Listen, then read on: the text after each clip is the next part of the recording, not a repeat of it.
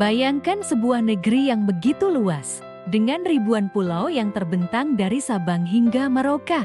Sebuah negeri yang kaya akan rempah-rempah, lautan yang luas, tanah yang subur, serta budaya yang beraneka ragam. Namun, di balik semua itu, negeri ini pernah berada dalam cengkeraman penjajahan selama 3,5 abad. 350 tahun, sebuah angka yang panjang, sebuah luka sejarah yang dalam. Dan selama itu, kekuatan kolonial Belanda menguasai tanah Nusantara. Mereka membangun benteng, pelabuhan, perkebunan, sistem pemerintahan, bahkan sekolah.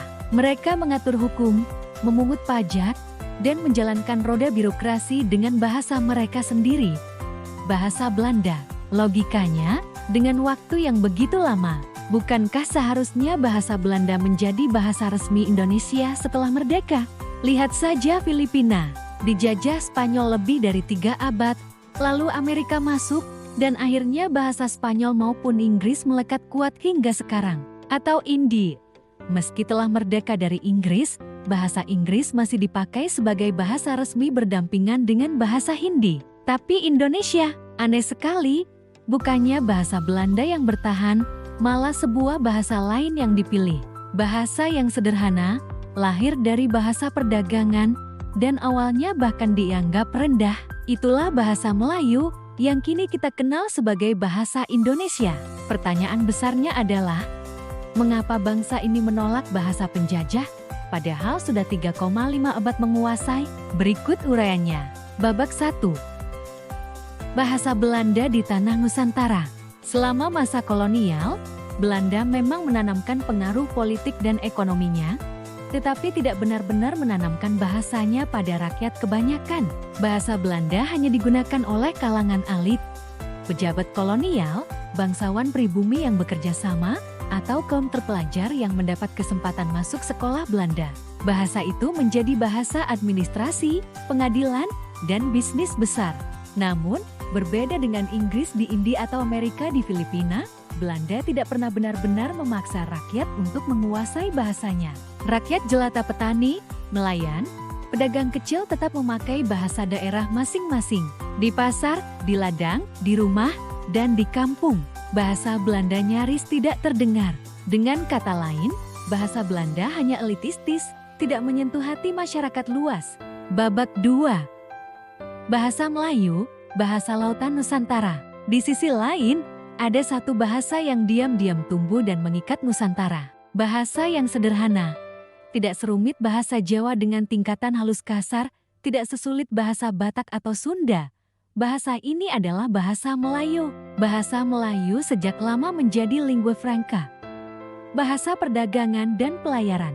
Para pedagang dari Sumatera, Kalimantan, Sulawesi, Maluku, hingga Jawa bisa saling berkomunikasi dengan bahasa ini. Sederhana, praktis, mudah dipelajari.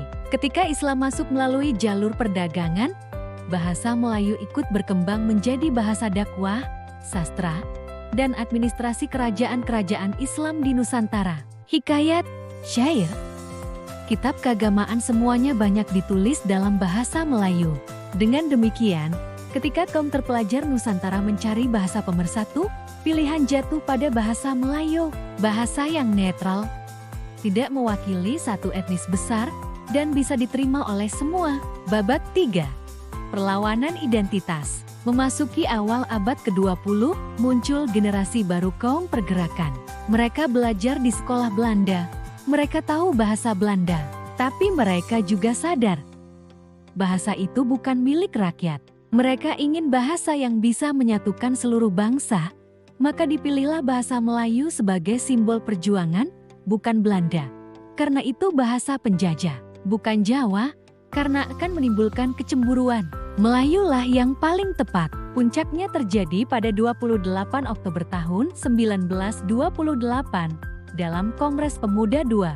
Para pemuda dari berbagai daerah berkumpul di Jakarta, dan di sana mereka mengucapkan sebuah ikrar yang mengguncang sejarah. Kami putra dan putri Indonesia menjunjung bahasa persatuan, bahasa Indonesia.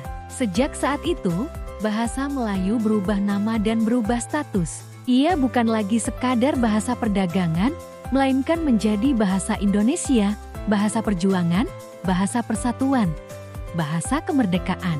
Babak 4. Mengapa bukan Belanda? Lalu, mengapa bahasa Belanda benar-benar ditinggalkan? Ada beberapa alasan utama. Pertama, bahasa Belanda tidak pernah populer, hanya segelintir orang yang menguasainya, sementara mayoritas rakyat buta huruf terhadapnya. Kedua, bahasa Belanda identik dengan penindasan. Bahasa itu menjadi simbol birokrasi kolonial, pengadilan kolonial, dan kekuasaan asing yang menindas rakyat. Ketiga, bahasa Melayu lebih praktis, mudah dipelajari, sederhana, dan sudah dikenal luas di seluruh kepulauan. Keempat, bahasa Belanda bisa memecah bangsa. Jika dipilih, hanya kaum terdidik yang bisa mengaksesnya, sementara rakyat jelata akan semakin jauh dari negara. Maka, memilih bahasa Indonesia adalah keputusan politik, kultural, sekaligus psikologis.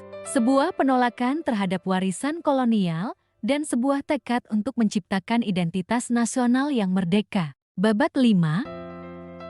Banding dengan negara lain. Jika kita bandingkan dengan negara lain, keputusan Indonesia ini sangat unik. Filipina masih memakai bahasa Inggris, India masih memakai bahasa Inggris, banyak negara Afrika tetap memakai bahasa Prancis. Tetapi Indonesia, meski dijajah paling lama, justru meninggalkan bahasa penjajahnya. Ini menunjukkan betapa kuatnya tekad bangsa ini untuk berdiri di atas kaki sendiri. Hari ini, kita bisa menyaksikan hasil dari keputusan itu. Lebih dari 280 juta jiwa, dari ratusan etnis dan suku bangsa, bisa berkomunikasi dengan satu bahasa. Bahasa Indonesia.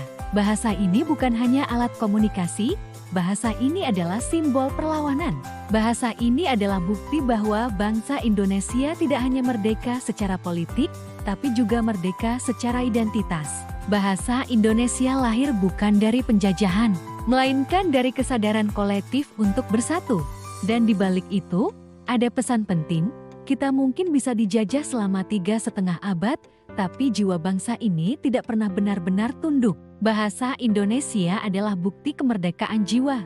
Jadi, gimana menurut kamu? Apakah keputusan menolak bahasa Belanda dan memilih bahasa Indonesia adalah langkah paling berani bangsa kita? Tulis pendapatmu di kolom komentar. Dan kalau kamu suka cerita sejarah kayak gini, jangan lupa tekan tombol like, share, dan subscribe, supaya kita bisa terus menggali kisah-kisah unik Indonesia yang jarang diceritakan.